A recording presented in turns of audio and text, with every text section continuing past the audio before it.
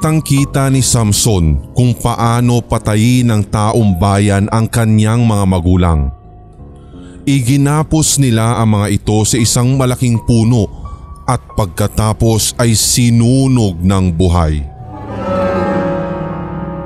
Hindi na sila naawa at pinagtatagapan nila ng patalim at tinusok ng matutulis na kawayan.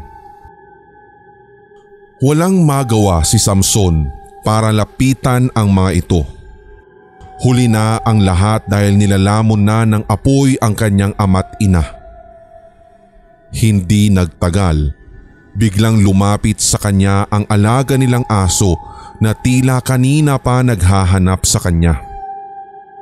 Tinahulan siya nito at tila sinenyasan na tumakas na roon.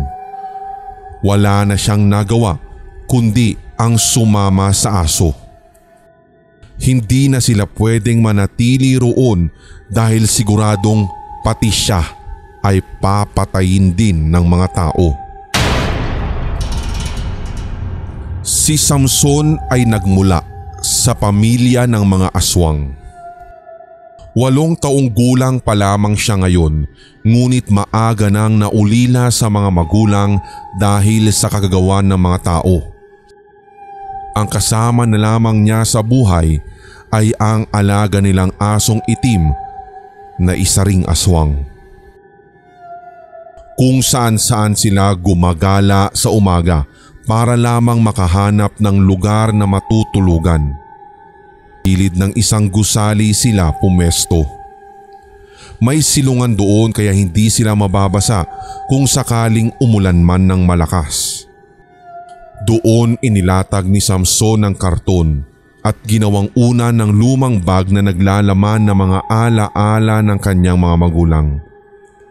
Ang aso naman niya ay nakakita ng pusa sa hindi kalayuan. Otomatikong naging kulay pula ang mga mata nito at lumitaw ang matatalim na pangil. Hinabol ng alaga niyang aso ang pusa at nilapa ng buhay. Normal na kay Samson na makita ang alaga na kumakain ng buhay na hayop o hindi kaya'y tao. Naalala tuloy niya ang sinabi ng kanyang mga magulang na pagdating daw niya sa tamang edad ay ganun din ang kanyang gagawin. Sa ngayon ay hindi pa nga lang pwede dahil bata pa raw siya.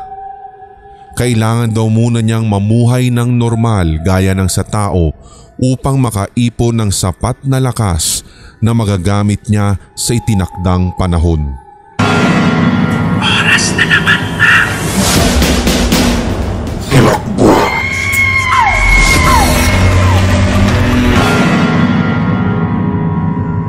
Kung kailan dinadalaw na ng antok si Samson, ay saka pa lumikha ng ingay ang isang puting van na huminto sa kanyang harap.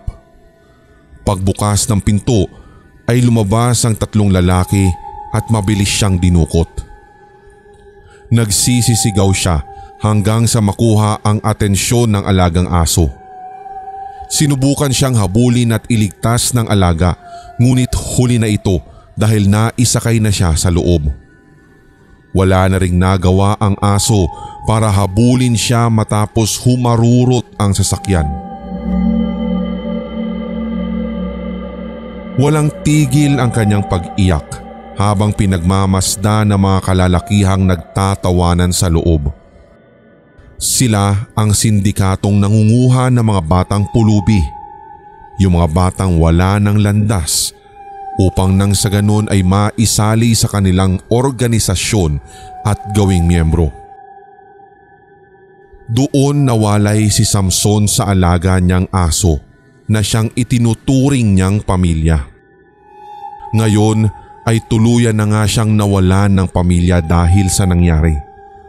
Napasakamay siya ng mga sindikatong hindi niya kilala. Dahil wala din siyang kakayahan na magpalit ng anyo gaya ng pamilyang pinanggalingan, naging alipin lamang siya ng grupong iyon. Sa lahat ng batang dinukot nila, siya lang ang pinakalampa. Hindi marunong sumuntok o lumaban. laging natutumba at hindi marunong pumalag.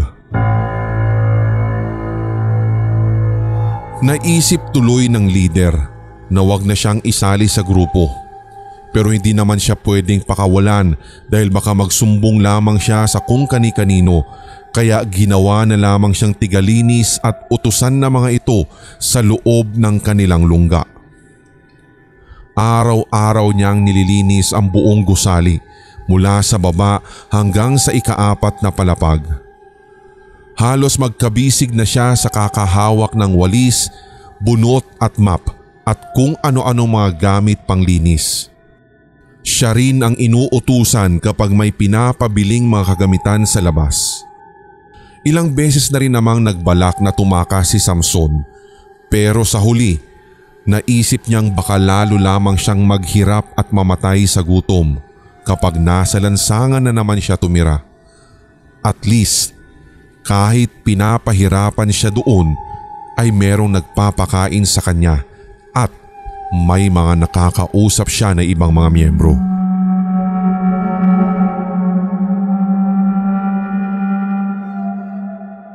Pagtuntong niya sa edad na 22, isinali siya ng leader sa isang pangkat kung saan kabilang ang mga magnanakaw. Napansin kasi nila ang potensyal niya sa pagnanakaw dahil sa liksi niyang umakyat sa mga gusali at mabilis din ang kamay. Kahit hindi siya marunong makipagsuntukan, nagkaroon din siya ng posisyon sa grupong iyon bilang isa sa mga magnanakaw na kung tawagin nila ay lupin. Isang bahay ang pinasok nila ng gabing iyon. Siya ang namuno sa pag-akyat hanggang sa tuluyan nilang mapasok ang loob ng bintana. Ang mga kasamahan naman niya ay nagmasid sa loob at naghanap kung meron pang gising na tao. Sa kabilang kwarto sila nakakita ng tao. Mahimbing ang tulog ng mga ito. Agad hinugot ng dalawa niyang kasamahan ang baril at pinatamaan sa ulo ang mga ito. Ngayong patay na ang buong pamilya na nagmamay-ari sa bahay, malaya na silang nakawin ang lahat ng gusto nila sa loob ng bahay na yun. Agad ay dinampot ni Samson ang mga cellphone, gadgets at iba pang mamahaling gamit na pwedeng ibenta. Isinilid nila lahat ito sa isang malaking bag. Hindi na halos magkasya kaya nanghiram siya ng isa pang bag sa kasama at doon ay inilipat ang iba pang ninakaw na gamit. Halos limasin nila ang lahat-lahat ng gamit sa buong bahay. Pati ilang mga perang nakatago sa aparador ay walang patawad. Nang wala nang makitang kapaki-pakinabang ay doon pa lamang nila nilisan ang bahay. Nagbalik sina Samson sa kanilang sasakyan at nilisan na ang lugar. Tuwang-tuwa sa kanila ang leader dahil matagumpay ang kanilang misyon. Binigyan sila nito ng gantimpala na tig 10,000 bawat isa at may 3 araw pang pahinga. Ibig sabihin ay malaya silang gawin ang anumang nanaisin sa mga araw na yun. Nasanay na sa ganoong pamumuhay si Samson. Kaya hindi na niya binalak umalis kahit nagkaroon siya ng maraming pagkakataon para tumakas. Niyakap na niya ng tuluyan ang pagiging magnanakaw at solidong miyembro ng sindikatong iyon. Isang gabi, habang patungo siya sa bar para uminom ay bigla siyang nilapitan ng isang itim na aso. Laking gulat niya nang masilayan ang pamilyar na asong ito. Kung kaya't, "Hindi, ikaw?" Hindi siya makapaniwalang sa loob ng ilang taon ay muli niyang makikita ang alagang aso. Akala niya'y matagal na itong patay, ngunit sumagi sa isipan niya na wala palang kamatayan ang mga asong aswang. Sinenyasan siya ng aso na umalis at sumama rito. Pero umiling lamang siya at bahagyang umatras. Wika niya, "Pasensya ka na, pero hindi ko na gustong sumama sa'yo. Bago na ang buhay ko ngayon. Tsaka ayoko nang maging katulad niyo." Bumalasik ang anyo ng aso sa sinabi niya. Naging pula ang mga mata nito at lumabas ang matatalim na pangil.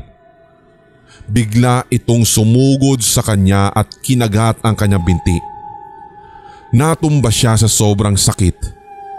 Pakiramdam niya'y nahiwa ng lagari ang kanyang binti. Doon naglakad palayo ang aso hanggang sa tuluyan na itong maglaho sa paningin ni Samson. Hindi agad nakabangon si Samson dahil sa labis na pananakit at pagdurugo ng paa. Dahil doon, hindi na siya tumuloy sa bar. Umuwi na lamang siya para magpahinga at gamutin ang binti. Nang bumuti ang pakiramdam sa mga sumunod na araw, ay doon na ipinagpatuloy ni Samson ang pag-inom sa bar.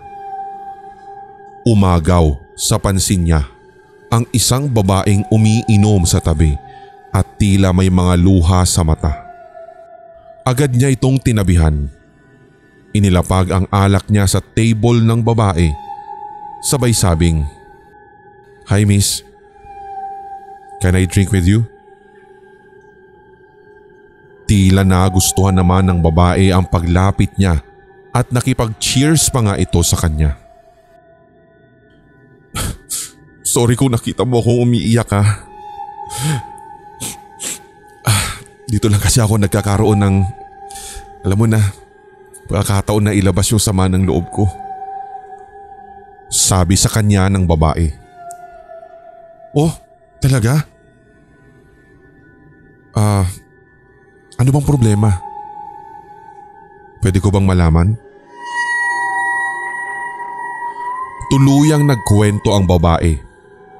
Ito ay patungkol sa pagtataksil ng asawa nito sa kanya. Wala raw itong magawa para kumprontahin ng lalaki pati ang kabit nito dahil sa labis na panghihina ng loob. Mahal na mahal daw nito ang asawa kahit puro sakit na lamang ang idinudulot nito. Hindi ko pa rin siya kayang iwan kahit alam kong niloloko na niya ako eh. Ang tanga-tanga ko, di ba? Sobrang tanga. Sinasaktan na ako pero ako pa rin itong lapit ng lapit. Alam mo yun? Napakatanga ko. Hindi ko alam kung bakit ayaw pa rin maglaho ng pagmamahal ko sa kanya kahit ganito na yung ginagawa niya. Kahit alam niyo harapan na yung panunloko niya sa akin. At pagkasabi ay humagulgol na ang babae at muntik pa ngang tumaob ang iniinom nitong bote. Hinawakan ni Samson ang mga kamay nito at pinakalma ang babae. Sabi pa niya, "Naiintindihan kita. Alam ko naman na hindi naman ganun kadali na hiwalayan yung isang tao, lalo na kung mahal na mahal natin ito. Pero dapat mong tandaan na hindi habang buhay ay kailangan mong kumapit sa kanya. Dapat mo ring turuan yung sarili mo na kumalas sa lalaking mapang-abuso. Higit sa lahat, manluloko." Nagkaroon ng pagkakataon ang dalawa na makapag-usap. Doon nga'y naikwento din ng babae ang lahat-lahat ng tungkol sa buhay pag-ibig nito. Sinakyan naman ni Samson ang babae. Pinakinggan niya ang lahat-lahat ng kwento nito na alam niyang makapagpapagaan sa kalooban ng babae. Hanggang sa tuluyan niyang nakuha ang loob nito. Salamat nga pala ha. Salamat dahil nakinig ka sa akin. Kahit pa paano nabawasan yung bigat ng dinadala ko. Totoo pala yung sinasabi nila no? Na minsan kailangan mo lang din ng taong masasabihan ng problema para mabawasan yung nararamdaman mo at saka yung bigat ng dibdib mo. Di ba? Wika sa kanya ng babae. Walang anuman. Basta huwag mo itutuloy yung binabalak mo na magpatiwakal. Tsaka ano ka ba? Sarap kayang mabuhay sa mundo. Ako nga kahit punong-puno ng kasalanan yung buhay ko, tinutuloy ko pa rin dahil wala nang mas mahalaga pa sa lahat kundi yung buhay natin, di ba? Nga pala, kanina pa tayo nag-uusap pero hindi ko pa alam yung pangalan mo. Pwede ko bang malaman yung pangalan mo? Oo nga no. Ako nga pala si Shara. Ikaw ba? Samson nga pala. Masaya akong makilala ka, Shara. Pwede mo ba akong maging kaibigan kung gusto mo lang? Para syempre kung kailangan mo ulit na makakausap bukas, magkita ulit tayo dito sa bar na to. Ayos! Sige ba? Tsaka pwede mo rin akong tawagan sa number ko para makapag-usap tayo. Yun lang. Pasensya na pero wala kasi akong cellphone Ganito na lang. Sabihin mo na lang sa akin kung anong oras ka pupunta rito. Para bukas, ganong oras din ako pupunta. Ganun ba? Well, palagi naman kasi ako pupunta ng gabi rito Siguro mga 8, andito na ako. Nagkasundo ang dalawa. Bukas ay magkikita muli sila. Pagkatapos magpakalunod sa alak ay inihatid na rin ni Samson ang babae hanggang sa makasakay ito ng tricycle. Ingat ka ha. Bukas ulit ha. Anya bago umandar ang tricycle. Kinagabihan ay nagkita muli sila sa bar at laman ulit ng kanilang usapan ng tungkol sa kanilang mga talambuhay. Lalo nung babae. Nagkuwento naman ito tungkol sa mga hirap na pinagdaanan nito noong bata pa lang ito. Ang bilis gumaan ng loob ng babae sa kanya. Kahit bago pa lamang silang magkakilala, ang pakiramdam niya ay ang tagal-tagal na nilang magkaibigan. Sa mga sumunod na araw nga ay naisipan naman nilang pumasyal sa ibang lugar at doon nagkwentuhan. Nahihiya na nga si Samson dahil wala siyang maibigay sa babae. Ito pa nga ang laging nanlilibre sa kanya. Pero tila wala namang kaso iyon kay Shara. Naghahanap lang talaga ito ng taong masasandalan ngayong mabigat ang dinadala nito. Samantala, napapansin naman ng buong grupo na nagiging madalas wala si Samson sa kanilang hideout. Napapadalas ang paglabas nito kahit tapos na ang 3 araw na pahinga. Isang araw nga, hindi nito sinunod ang utos ng leader.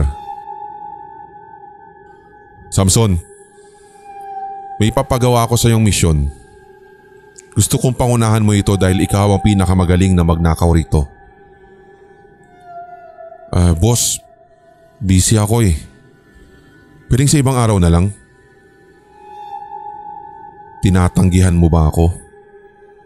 Ha? Biglang tumalim ang mga titig ng leader. Sa ibang miyembro mo na lang ipagawa yan, boss. Busy pa nga ako At padabog na lumabas si Samson para puntahan si Shara. Bumalasik ang anyo ng leader. Inisip niyang baka may ginagawa na itong hindi maganda. Kaya inutusan niya ang mga tauhan na hanapin at manmana ng bawat kilos ng lalaki. Doon nila napag-alaman na may kinakasamang babae si Samson at iyon na ang lagi nitong pinagkakaabalahan. Kaya siguro hindi na siya sumasama sa mga misyon natin. Nagiging busy na siya sa babaeng nililigawan yata niya. Wika ng kasamahan ni Samson. Nang makarating iyon sa leader ay nagpakawala ito ng makapangyarihang utos. Ang sabi nito, Dalhin niyo sa akin yung babaeng yun.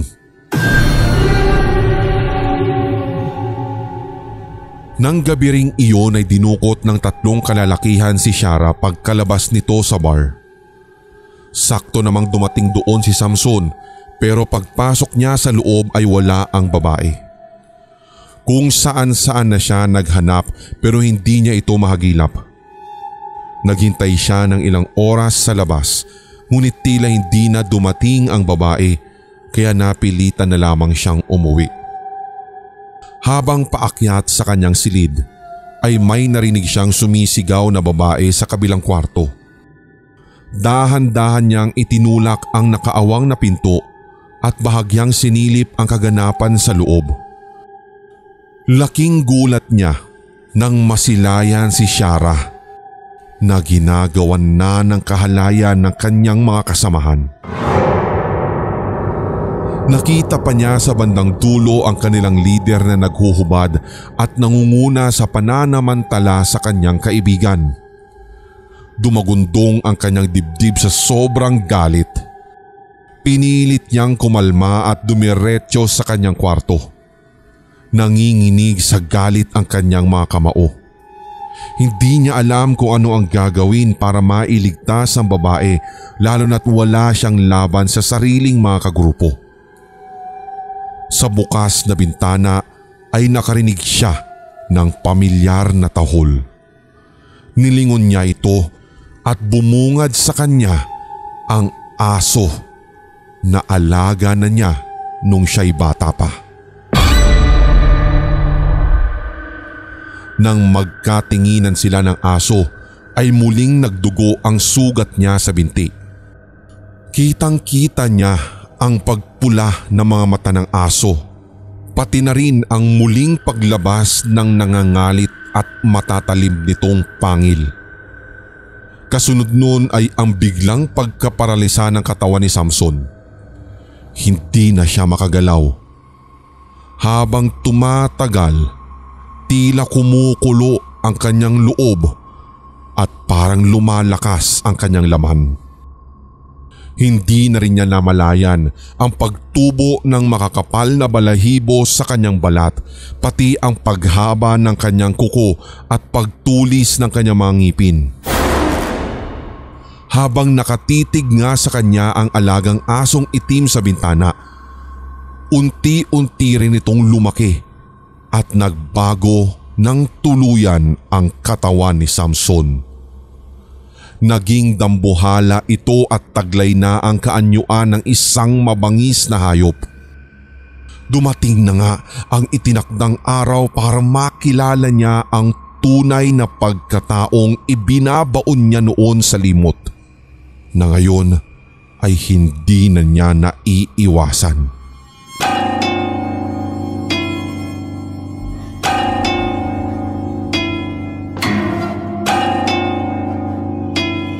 Sa pagkakataong iyon, hindi na rin niya napigilan ang paglabas ng nakapangingilabot na alulong. Ang alulong na nagpatayo sa balahibo ng mga kalalakihan sa buong gusali. Saan galing yun?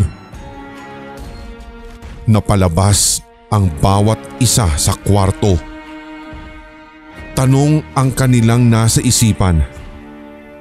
Hinanap nila ang pinagmumulan ng alulong na tila nagmumula sa loob ng kanilang hideout.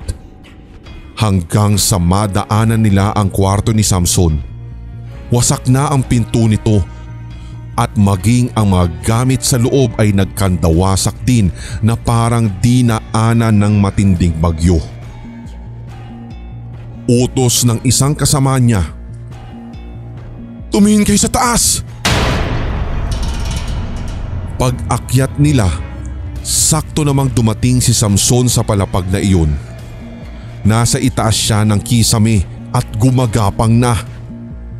Pinasok niya ang silid kung nasaan ikinulong si Shara. Gumuhit ang puot sa mukha niya nang masilayan ang wala ng buhay na katawan ng babae. Tad-tad na ito ng saksak sa katawan na marahil ay kagagawa ng sariling leader at mga kasamahan. Muling nagpakawala ng malakas na alulong si Samson. Narinig iyon ng mga tauhan kaya bumalik sila sa baba at pagkatapos ay isa-isa nang humawak ng baril. Pagbaba pa lamang nila sa hagdan, bumungad agad ang isang nilalang na nakasabit sa taas ng kisame. Gulat na gulat sila nang makita ito. Sinubukan ng isa na paputukan ito ng baril pero nahulog lang sa sahig ang bala pagkatapos tumama sa tila makapal at bulletproof na balat ng nilalang. Diyos ko po! Aswang to! Aswang! Napanghinaan ng loob ang isa kaya agad ay tumakbo.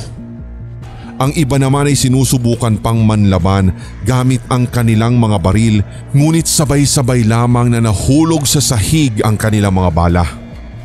Nang maubusan na sila ng bala ay doon na sumugod ang nilalang at nilundag ang kinaroroonan nila. Sabay-sabay silang natumba at hindi na nila napigilan ng pag-atake ng dambuhalang nilalang. Isa-isa silang kinalmot ng mga ito hanggang sa bulwakan ng pulang likido at lumabas ang mga laman nila sa katawan. Sakto namang umakyat doon ang kanilang leader na tila kanina pa naghahanap sa kanila. Sindak na sindak ito nang makita ang nilalang na lumalapas sa katawan ng mga miyembro niya. Ang leader na nagngangalang Enrico ay umurong ang mga tuhod dahil sa hilakbot. Pagbaba niya ay sinundan agad siya ng aswang. Muli itong umakyat sa kisame at doon ay gumapang. Bumalik si Enrico sa kwarto at kinuha ang mga baril at ang bomba. Isa-isa niya itong inihagis sa nilalang na nasa kisame.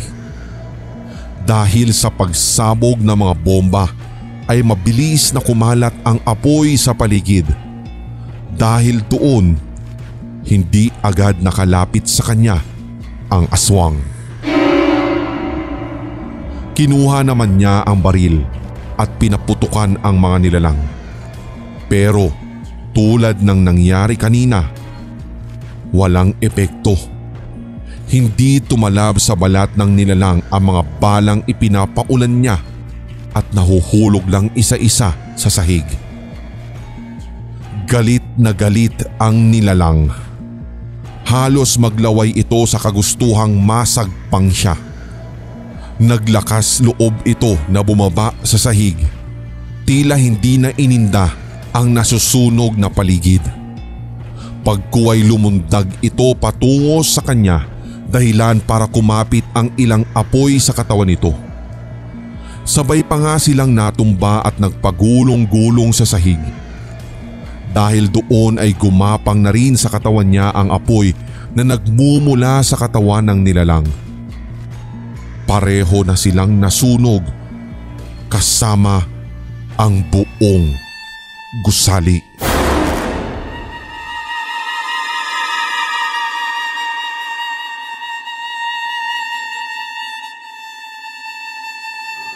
Kinabukasan, halos hindi na makilala ang mga kalalakihan sa tindi ng pagkasunog ng kanilang balat. Doon lang napag-alaman ng mga otoridad na iyon pala ang hideout ng mga sindikatong matagal nang nasa wanted list nila. Ang ipinagtataka pa nga nila ay ang isang nilalang na kalahating tao at aso.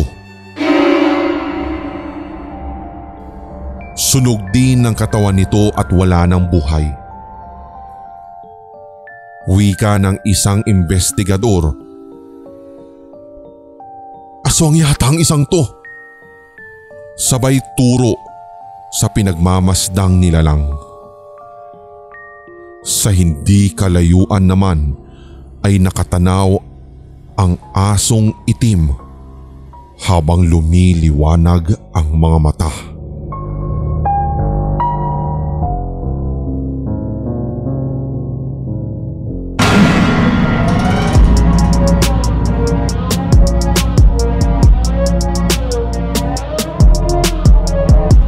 nagustuhan mo ang kwentong katatakutan na ito, hit like, leave a comment, at i-share ang ating episode sa inyong social media. Suportahan ang ating writer sa pamamagitan ng pag-follow sa kanyang social media. Check the links sa description section. Don't forget to hit that subscribe button at ang notification bell for more Tagalog horror stories, series, and new segments. Suportahan din ang ating mga brother channels, ang Sindak Short Stories for more one-shot Tagalog horrors. Gayon din ang Hilakbot Haunted History for weekly dose of strange facts and hunting histories. Hanggang sa susunod na kwentuhan, maraming salamat mga solid HTV positive. Mga solid HTV positive. Ako po si Red at inaanyayahan ko po kayo na suportahan ng ating bunsong channel, ang Pulang Likido Animated Horror Stories. Subscribe na or else. Ngayong taon, tuloy-tuloy ang ating kwentuhan at unli takutan dito sa Hilakbot Pinoy Horror Stories Radio. Your first 24/7 non-stop Tagalog horror stories Sa YouTube.